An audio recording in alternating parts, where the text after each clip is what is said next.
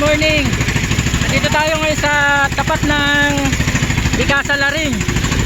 Sakay natin ang mga unang turista na nagpa-tour sa atin. So, shout out, ito nga pala sila Ma'am Pabes at saka si DJ Sabana. Silang una kong tour, mga guys.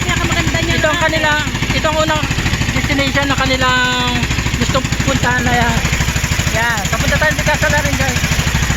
Dito tayo sa tapat ng Anyaw, ayan ha.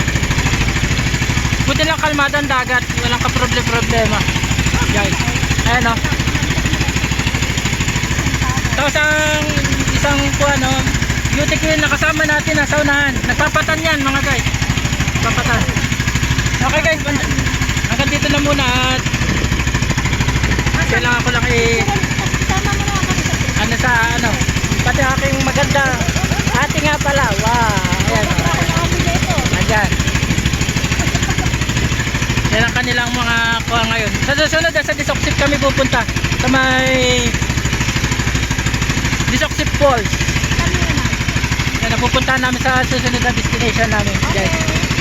Papakita ko nila sa inyo yung aming sa update. Okay guys, bye.